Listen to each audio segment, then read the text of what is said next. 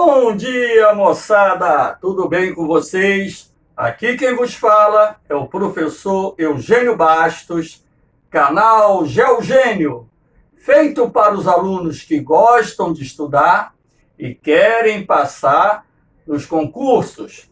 Moçada, vamos fortalecer o canal. Se inscrevam no canal, dê aquele like, compartilhem o vídeo, acione o sininho, enfim. Vamos fortalecer esse trabalho que tem por objetivo oferecer, dentro das minhas possibilidades, o melhor para vocês. Valeu, moçada! No nosso encontro de hoje, iremos falar sobre a estrutura geológica do Brasil. Existem 3 tipos de rochas. As rochas magmáticas intrusivas ou plutônicas, que são aquelas que se formam a partir da lenta solidificação do magma no interior da crosta terrestre, tendo como principal exemplo o granito. Uma rocha utilizada, por exemplo, para a produção do paralelepípedo, a brita utilizada na produção do concreto, o granito também é uma pedra ornamental, enfim. E nós temos as rochas magmáticas extrusivas ou vulcânicas, aquelas que se formam a partir da rápida solidificação do magma na superfície da crosta terrestre. Eu coloquei como principal exemplo o basalto, essa rocha preta, muito utilizada também como pedra ornamental em calçadas, principalmente em centros comerciais, shoppings, condomínios, enfim. Lembrando que as rochas magmáticas também são chamadas de ígneas, são as mais antigas rochas existentes do planeta. Dando continuidade aos tipos de rochas, temos aqui as rochas metamórficas. Rochas metamórficas são aquelas formadas a partir de violentas pressões e elevadas temperaturas exercidas sobre as rochas pré-existentes localizadas no interior da crosta terrestre. Eu dei aqui como principal exemplo o gneiss, que deriva do granito. Então, o granito, quando submetido a uma elevada temperatura e uma forte pressão, ele se transforma em gneiss. O granito e o gneiss são os 2 tipos de rochas cristalinas que compõem a base estrutural do relevo brasileiro. Os principais tipos. Valeu?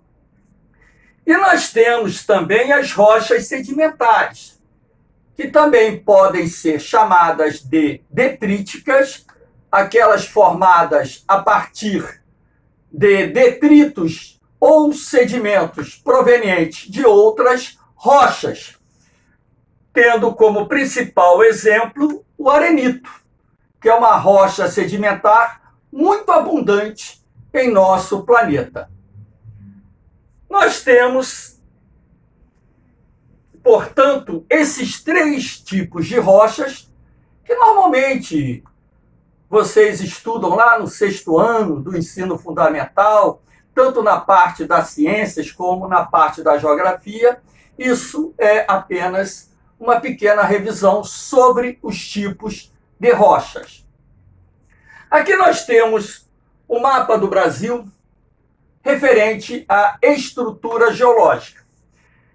Em verde, nós temos os terrenos cristalinos, lembrando a vocês que as rochas cristalinas são aquelas que possuem cristais macroscópicos que podem ser vistos a olho nu, como, por exemplo, o granito e o gneiss, que são as rochas cristalinas mais conhecidas. Em amarelo, nós temos os terrenos sedimentares. Cerca de 64% do território brasileiro é composto por bacias sedimentares.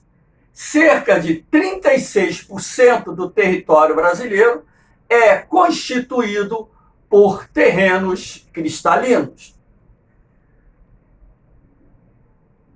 Aqui nós temos as províncias estruturais do Brasil.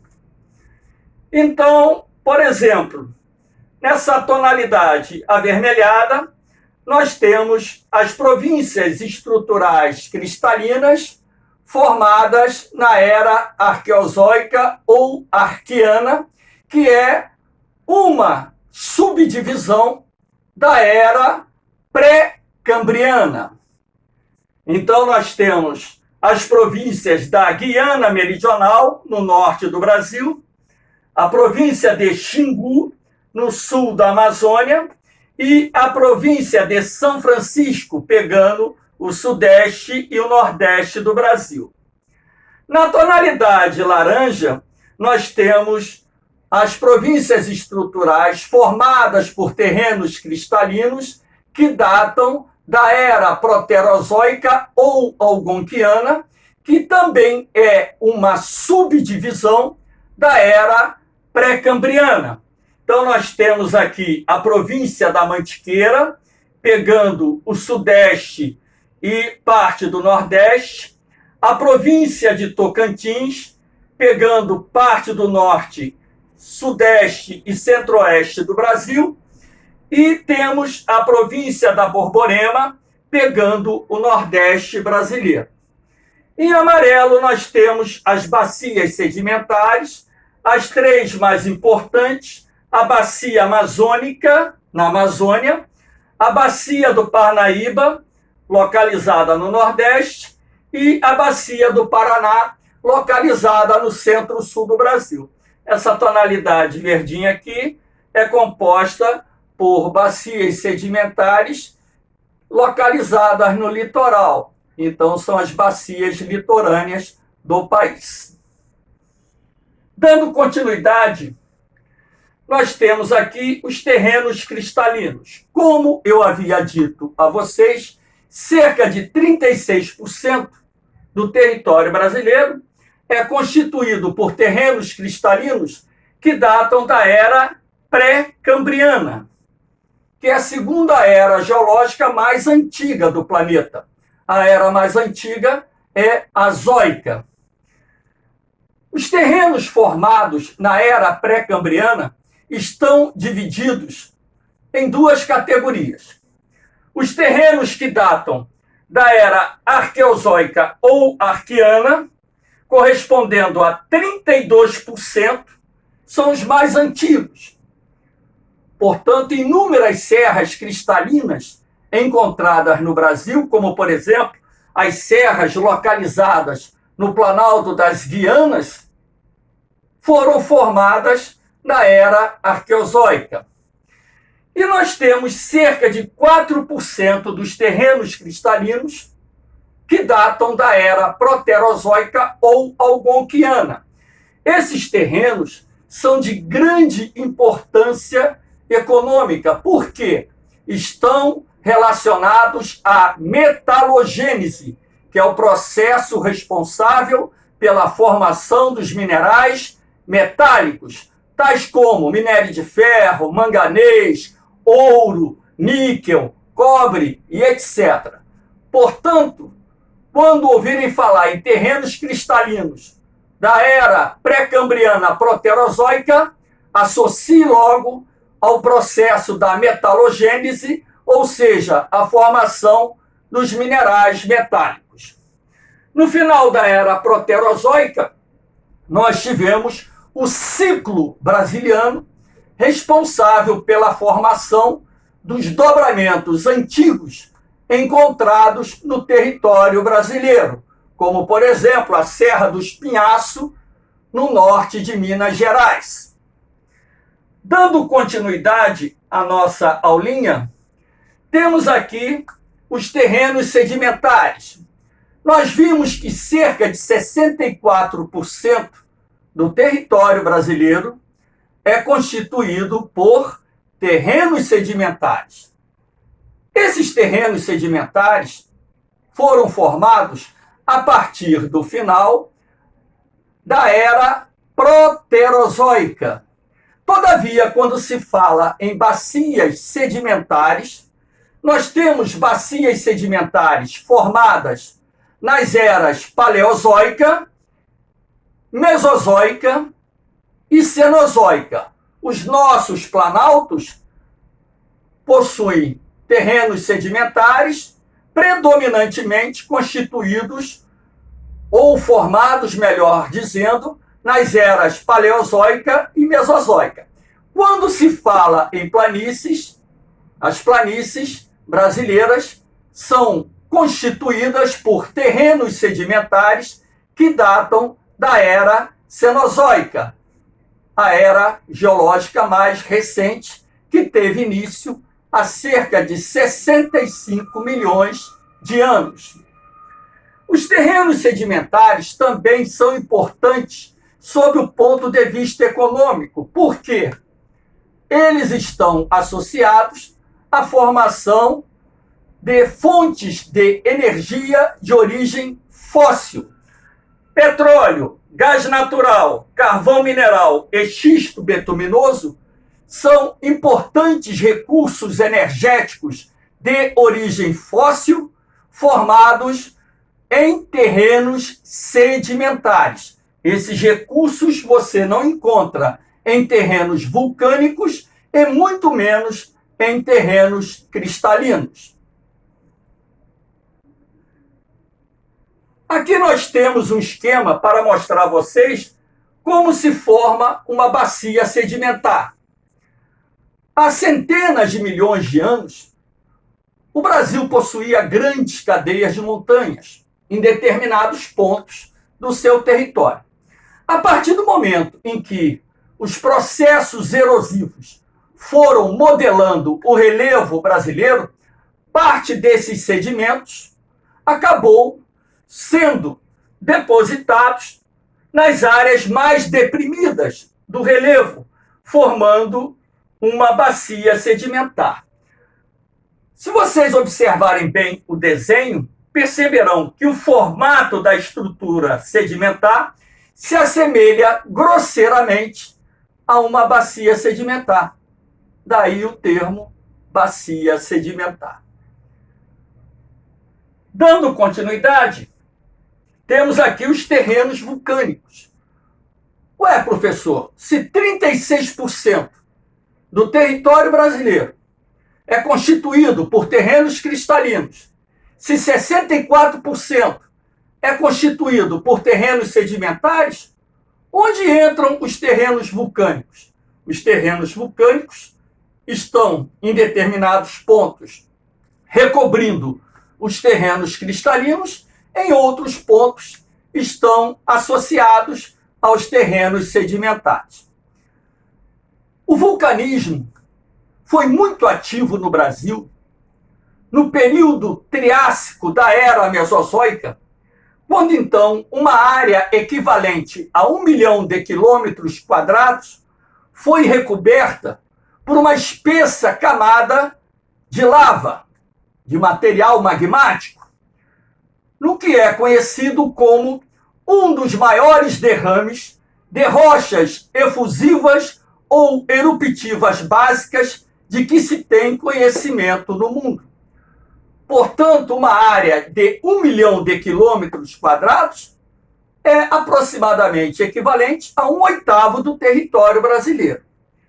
E esses terrenos vulcânicos são constituídos predominantemente pelo basalto e pelo diabásio, duas rochas vulcânicas muito comuns encontradas no Planalto Meridional. Aqui nós temos um mapa para mostrar a vocês onde se concentram os terrenos vulcânicos do Brasil. Essa é a principal área, não é a única área do território brasileiro onde o vulcanismo se fez presente. nós tivemos vulcanismo ativo até mesmo em determinados pontos da Amazônia. O vulcanismo foi responsável pela criação das ilhas oceânicas do país, Penedos de São Pedro e São Paulo, no Atlântico Norte, o arquipélago de Fernando de Noronha, as ilhas de Trindade, Martim Vaz, são exemplos de formações vulcânicas oceânicas existentes no Brasil. De acordo com os cientistas, o vulcanismo teria cessado no Brasil entre 8 a 15 milhões de anos atrás no mar, e na parte continental há cerca de 30 milhões de anos. Claro que isso tudo vem de teorias que precisam de uma melhor comprovação. Os terrenos vulcânicos deram origem a um solo de grande fertilidade denominado terra roxa. Olha aqui.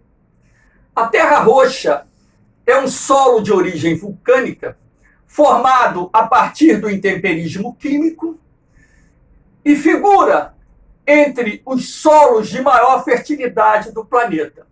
Ela de roxa não tem nada. Na verdade, esse solo ele tem uma tonalidade que varia do vermelho escuro para o castanho. Mas por que é chamada de terra roxa? Por causa dos imigrantes espanhóis e italianos que foram trabalhar na lavoura de café lá em São Paulo e chamavam a terra de roja, vermelha, razão pela qual os portugueses passaram a chamar esse solo de terra roxa. Mas lembrando que de roxa não tem nada. A terra roxa é, portanto, um dos solos de maior fertilidade encontrados no território brasileiro. Isso já caiu em prova várias vezes. Muita atenção, moçada! Aqui nós temos o quadro hipsométrico do relevo brasileiro, cujo objetivo é mostrar a vocês que o Brasil possui altitudes modestas. Por exemplo, as planícies e terras baixas, que estão representadas aqui pela cor azul, que variam de 0 a 200 metros de altitude, ocupam aproximadamente 41% do território brasileiro. Os planaltos e serras, que estão aqui representados pela cor vermelha, representa 58,5% do território brasileiro. E as áreas culminantes, representadas aqui pela cor amarela, que possui altitude superior a 1.200 metros, corresponde a apenas 0,5% do território brasileiro. Então, o relevo brasileiro é um relevo de altitudes modestas, e isso se deve, em parte, à antiguidade do processo de formação das nossas primitivas cadeias de montanhas, que hoje são representadas por várias serras, e que, em razão disso, foram, durante centenas de milhões de anos, sendo modeladas, esculpidas pelos diferentes processos erosivos, criando os planaltos, criando as planícies e dando origem às serras que nós conhecemos. Valeu, moçada? Espero que tenham gostado do nosso encontro. Moçada, fortaleçam o canal, dê um likezinho. Qualquer dúvida, pergunta. Canal Geogênio foi criado para auxiliar os alunos que gostam de estudar e passar em concursos. Razão pela qual eu acredito em vocês. Estamos juntos e misturados. Um beijão, moçada. Daqui a pouco eu volto. Fui!